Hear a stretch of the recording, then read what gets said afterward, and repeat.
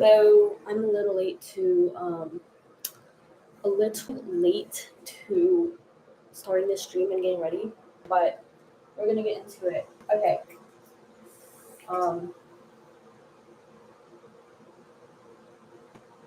Okay. So basically, what this exam is about is transcription regulation, and then like getting into learning how to edit your genome and epigenome. So, transcription regulation is the main method of gene expression. So, you can either have regulation, which is the increased expression of the genes, or down regulation, which is the decreased expression. In prokaryotes, they have free floating DNA, so the transcription and their translation and the protein formation, all those processes happen almost simultaneously, and like basically transcription stops whenever the protein is no longer needed. So it's like an automatic process. In eukaryotes, though, there's 5 layers of regulating gene expression. So the first one is chromatin remodeling, and this is done by proteins. This is done by 2 types of proteins. The first is ATP-dependent chromatin remodeling complexes. So these move and restructure nucleosomes by binding to them and then loosening them. So this will cause the histones to move. Um, and then histone or DNA modifying complexes, these enzymatically modify the N-terminal histone tails by methylation, which is silencing, and then acetylation, which is expression, or phosphorylation, which can do both. So the histone code hypothesis says that DNA transcription is regulated by just simply modifying histones because they recruit other proteins. So acetylase, which is HAT, methylase, which is HMT, and phosphorylase, which is kinase, they all write. And then deacetylase, which is HDAC, demethylase, which is HDM, and then phosphatase, they all erase. Now, protein to protein interactions like bromodomain, which is ACK, chromodomain, which is METK, PhD finger, which is H3K4ME3, and then WD40 repeat scaffolds, all of these are in charge of reading.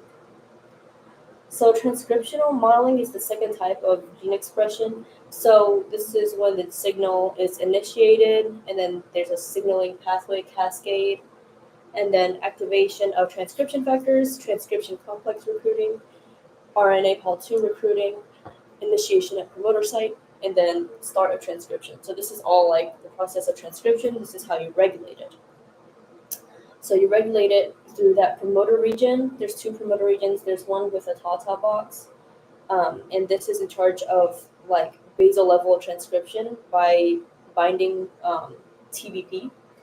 And then the promoter region with the proximal elements. So proximal elements include CG box and then CAT box. This is the induced or repressed level of transcription based on binding specific tissue transcription factors. So these can lie far away from the gene and retain the function even when they're reversed. The looping of DNA can bring transcription factors and transactivating factors together, increasing the transcription efficiency. So transcription factors can either be cis or trans. They can help or hinder RNA polymerase 2. Now, cis factors are on the DNA and trans factors are outside of the DNA, but they act on the DNA. So those transacting factors and transcription factors are brought together by looping of DNA, and then this will increase the efficiency of that transcription. Now, the enhancer, it happens when the activator transcription factor binds to the site, and then TBP is allowed to bind to the TATA box, and then the translating transcription starts as a result. Sorry, the transacting factor will bind to the TBP.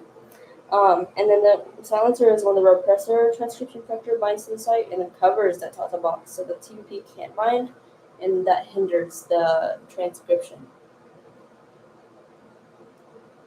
And then insulators block the interaction between enhancers and promoters. This can prevent the transcription of like certain target or non-target genes.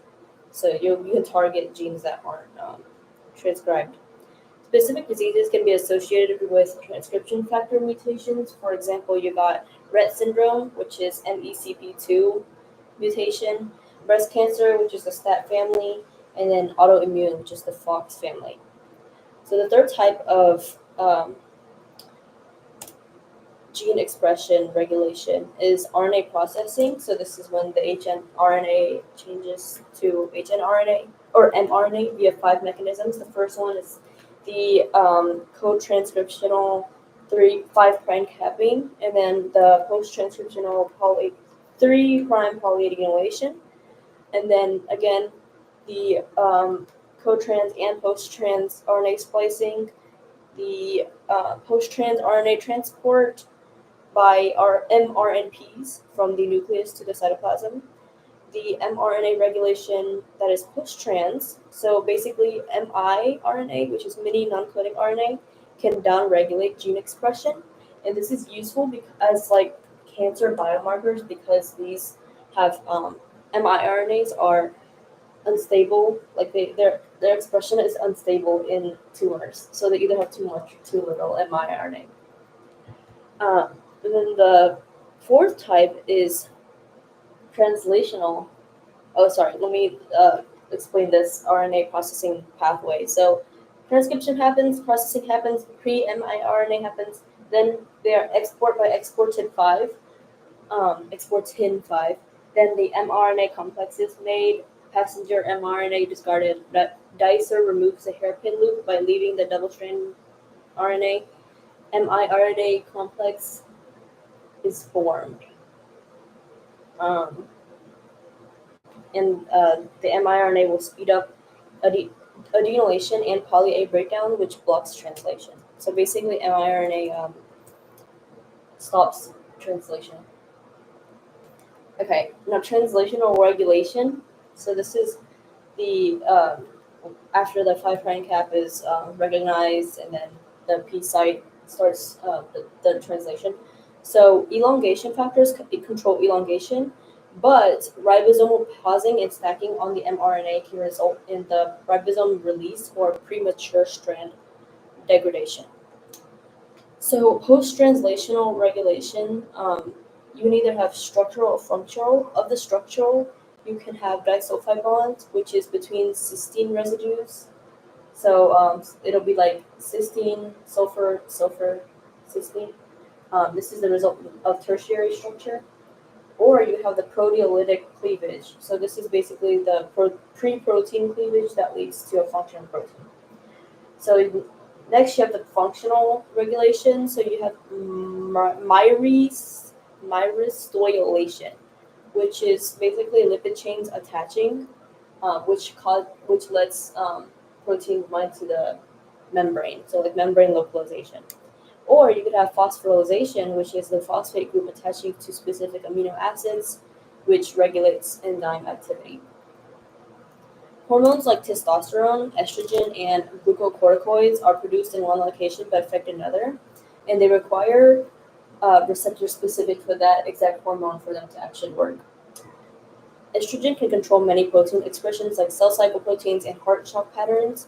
Also cancer. So cancer is caused by high estrogen, and then low estrogen can cause osteoporosis.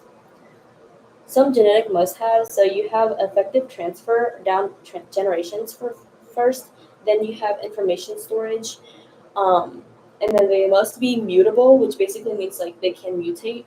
Mutatable is not a word.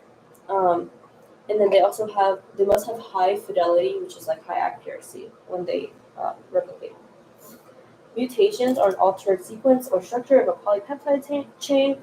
We're going to talk about two types of mutations. So point mutations, you got substitutions, insertions or deletions, and then functional mutations. Okay, so the first group is substitutions. You have transition mutant. The transitions are more common. This exchange purine for purines or pyrimidines for pyrimidines. So for example, A to G or G to A, and then C to T or T to C. Transversion mutants exchanges a purine for pyrimidine or vice versa. So A to C or T, G to C or T, C to A or G, and then T to A or G. Okay, next you have the insertions or deletions. We're just going to use an example, Dabin, Dabin, as like a original sequence.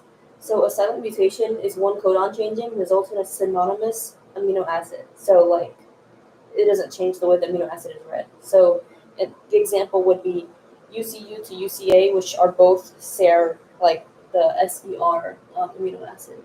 Now, for the Davin example, it would be like the I in Davin changing to the E. So it's still read as Davin. Missense mutations are a one codon change resulting in an amino acid change, so it changes the entire reading sequence. Um,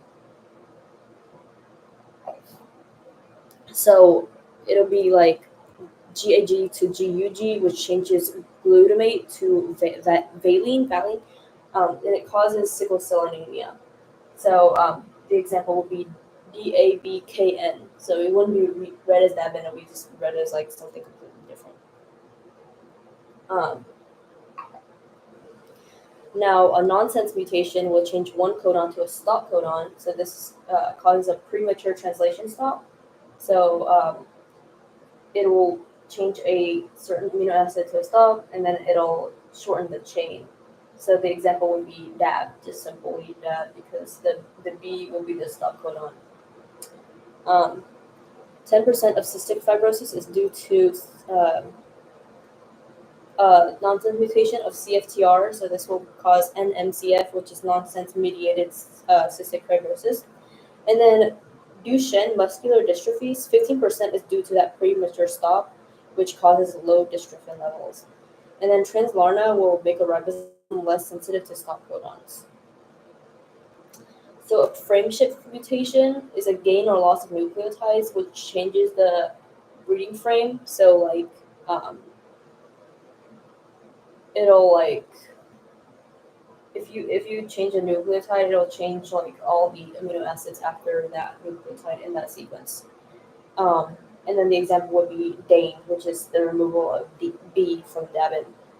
Crohn's disease is an inflammatory bowel disease with ab pain, fever, and weight loss caused by NODT2 insertion at cytosine 3020. So this is both a frame shift and nonsense mutation. So like the insertion of a cytosine will cause that premature stop. It'll be a nonsense and frame shift mutation. In-frame mutations are a gain and loss of nucleotide or a nucleotide set, and this doesn't change the reading frame. So again, like a whole set is changed, or like just losing a nucleotide will not change the way that something is read. So, for example, this would be Davin losing the I, but it can still be read as Davin. Okay, and then the last type of mutation, you got the functional mutations. So you have the loss of function mutation, which results in a non-functional gene product, and this is usually recessive. This is also called amorphic. Gain of function mutations are neomorphic, and this results in a newly functional product, and it's usually dominant. Lethal mutations result in the death of the carrier. Okay, so those are all the point mutations. So based on the location in the body, so if it's a somatic mutation, this could be mild to severe and it's not passed on, whereas a germ mutation affects the sex gametes, so this is a more severe manifestation passed to offspring. Okay. Mutation mechanisms, you have spontaneous, so like no artificial or external cause.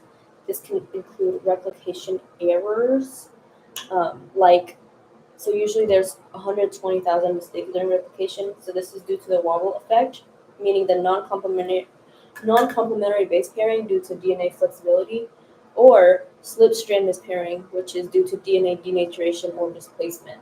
So that's replication errors. The second type of spontaneous mechanism is chemical changes, which is like depurination, which is the beta N glycoside bond cleaved by hydrolysis, and then it'll release an A or G. Or deamination, which is the hydrolytic removal of the amine group from the nucleotide, and this converts the nucleotide into a different molecule after NH2 is released. So the most popular type of single nucleotide mutation is 5-MC to thymine by deamination. So the second type of mutation mechanism you can have induced. So that's artificially or externally caused. So this can either be chemical interactions. So 5' bromouracil is a base analog or anti-metabolite of uracil that can be designed to replace thymine in a DNA strand. So that's mispairing.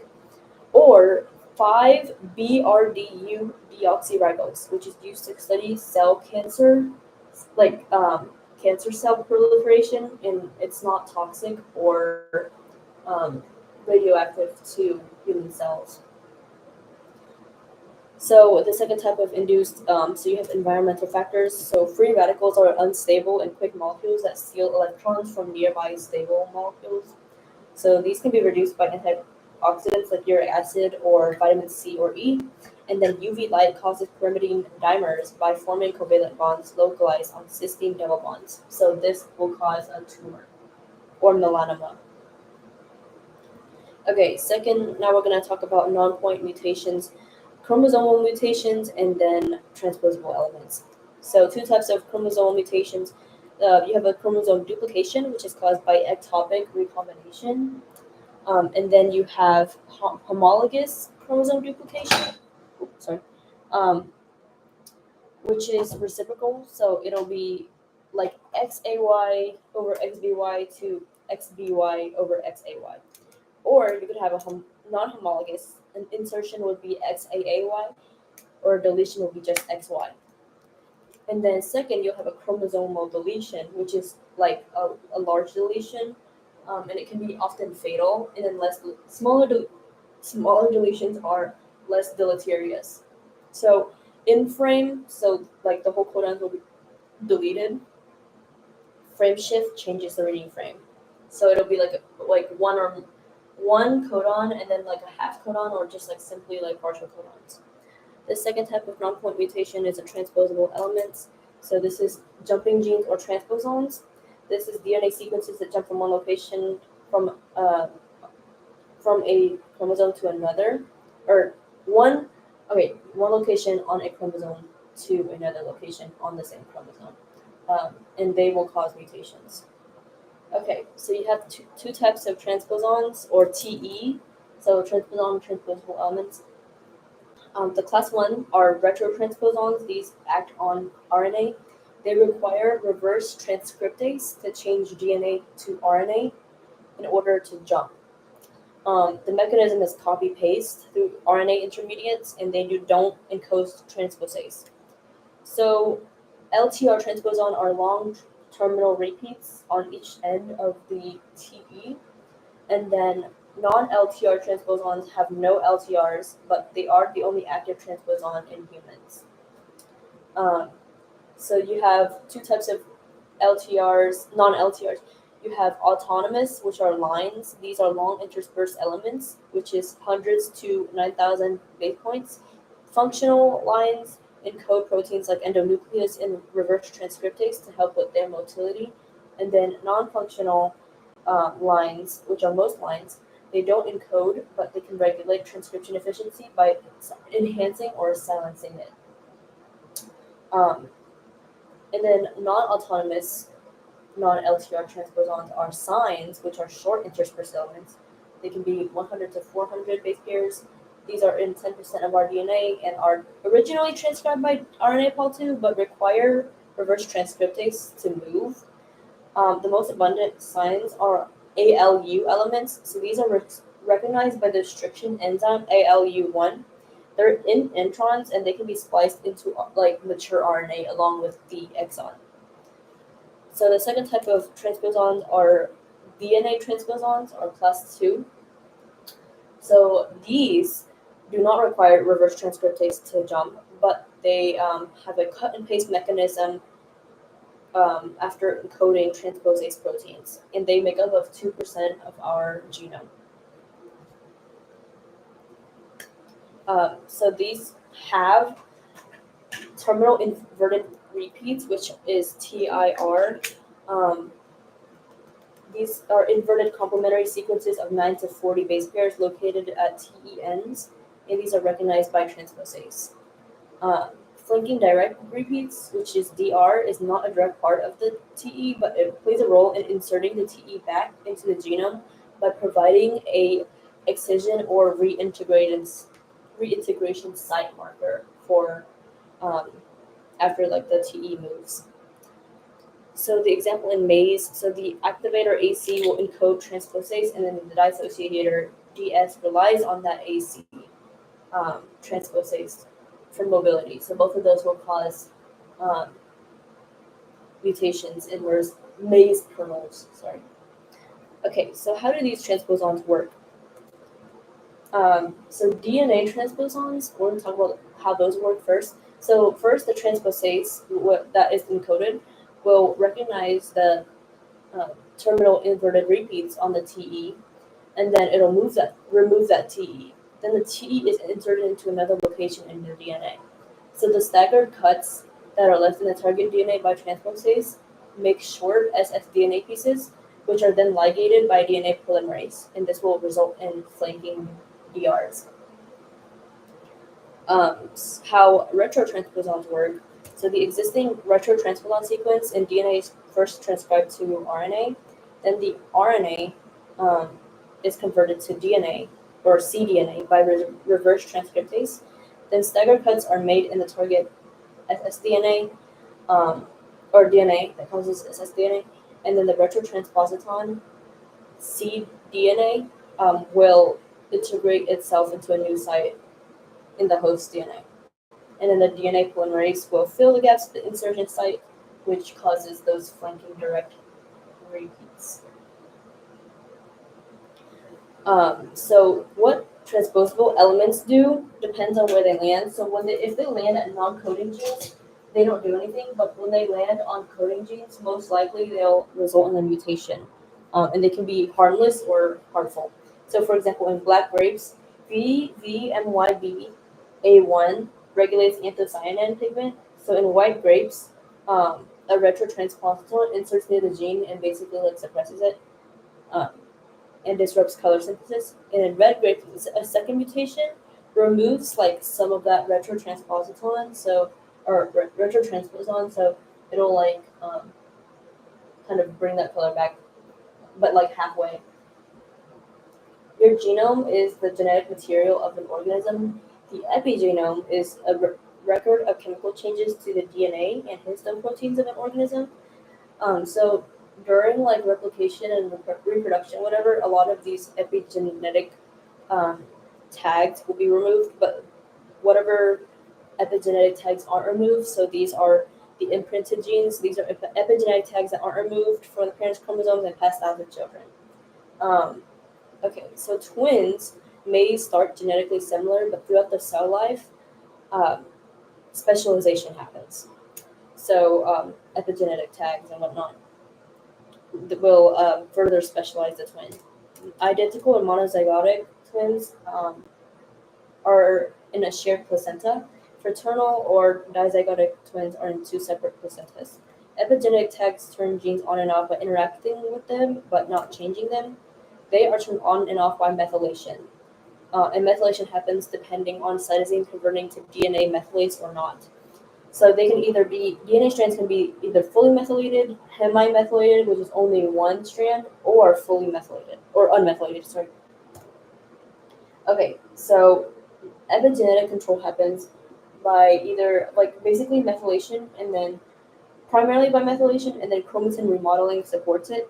So first, we'll talk about when a gene is on. So when a gene is on, the chromatin is open, active with unmethylated cytosines and acetylated histones, and then the transcription factors can bind. Whereas when the gene is off, chromatin is condensed, silent with methylated histones, with methylated cytosines and deacetylated histones. Okay, so methylation is when methyl groups block the transcription activator from binding. So this will inhibit gene transcription at the promoter region. This is basically like the off button. So near the promoter region, there's like CPG islands, and they can be either unmethylated housekeeping genes or methylated tissue-specific genes. So it obviously depends.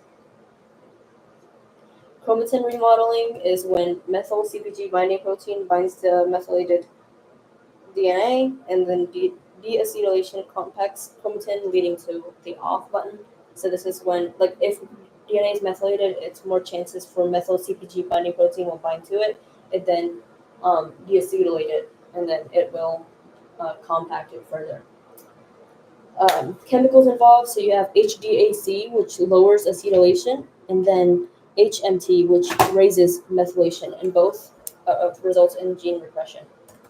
In calico cats, so you have a bar body, which is a supercoiled X chromosome, lionization, which is when a random X chromosome is inactivated to not produce the two times the gene product, and then varied methylation timing or lionization in calico cats can lead to piebalding, which is patches of like no color production or like whiteness due to that random X chromosome being inactivated slowly. Okay, so nutrition's role in epigenetics. So folic acid and then beta complex vitamins are methyl donating nutrients, which can assist in gene regulation. A methyl-rich diet in agouti mice, I don't know. But whatever, those mice, they can suppress like a diabetes or cancer gene, even if they have it. But a diet lacking methyl supplement will result in yellow obese mice.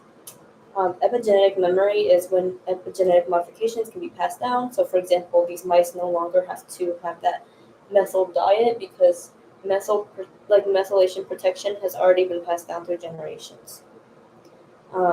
Food shortage increases lifespan and like opposite effect with plentiful food.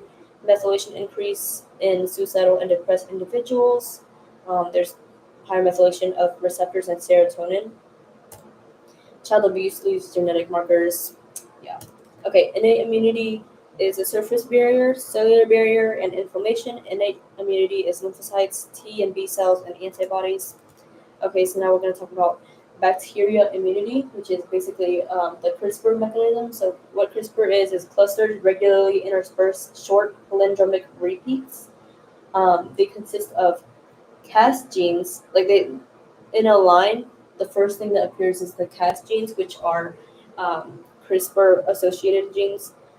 So they're like helicase, which is unwinding, and then endonuclease, which is cutting, followed by a series of short palindromic repeat sections, which are 20 to 40 bases long. They can be read identically forwards and backwards. These are spaced apart by unique spacers that matches viral DNA. So the spacers are kind of like exons, and then the short palindromic repeat sections are like introns.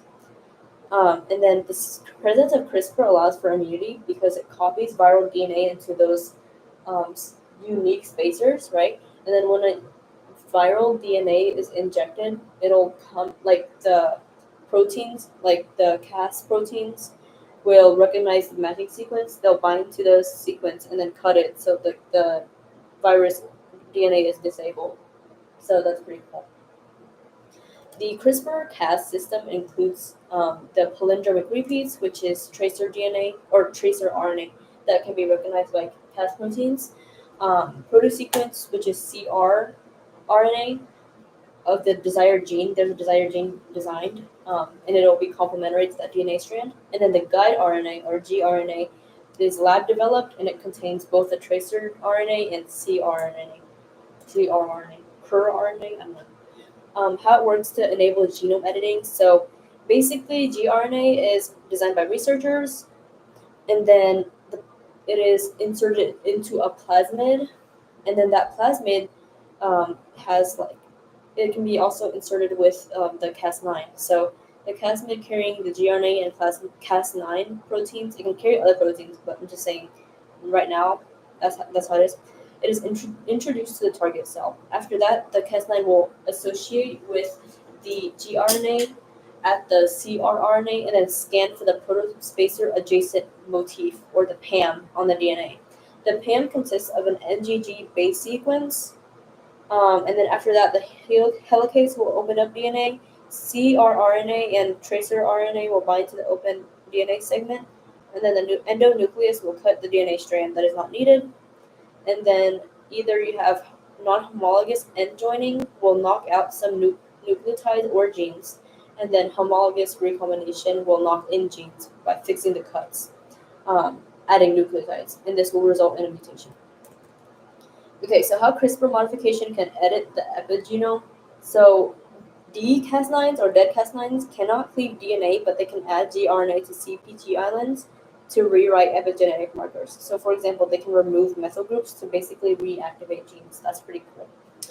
This was first used to treat DMD, but now sickle cell anemia and beta thalassemia can be treated by treating the faulty adult hemoglobin with healthy fetal hemoglobin. Benefits of CRISPR is like plant and animal bioengineering, disease treatment, and gene therapy. The cons are eugenics, designer babies, safety, and new issues arising from editing cells. Okay, so gene drive or selfish genes can jump from one chromosome to another. gRNA and Cas9 will bind to DNA. Cas9 will snip DNA. The piece of DNA will carry instructions for making Cas9, and gRNA will insert itself into the original DNA, and then the cell will heal. So this will basically be one copy of an altered gene will convert the gene from the other parent's chromosome to be that same altered gene as well, because it will make a Cas9. So anything altered will make a Cas9 itself. It doesn't need to be introduced to another Cas9. Basically, the altered gene is almost always inherited, and the kids are almost always homozygous for that altered gene. For this, for gene drive and selfish genes, the location for the gene drive is very, very important, because you need to know which gene you are altering, and if it'll alter the gene in the other chromosome. So that's really, you need to ensure that. Eugenics is arranging reproduction in a human population to increase occurrence of heritable characteristics deemed as desirable. So this is nature over nurture and selective breeding. Positive eugenics, so this includes family planning, prenatal care, encouraging reproduction for healthy and intelligent individuals. Negative eugenics is marriage restriction, segregation, forced sterilization, and euthanasia. New or liberal eugenics is human enhancement through technology. So, for example, in vitro fertilization and then genetic testing. So they will there's a abortion for embryos with Down syndrome, positive for Down syndrome. And then consumer eugenics. This is basically designer babies and gene therapy. Biological degeneracy, this is an outdated idea, but this is a decline in a population's genetic and social quality. Anthropometry is the scientific study of human body proportions and measurements. So there's the model eugenical sterilization law, immigration laws, and marriage laws used to promote stock purity. And then problems with eugenics. You have genetic drift versus natural selection. Who chooses what an improvement is? Traits are polygenic, gene linkage, genetic variation, and then hybrid vigor, which is the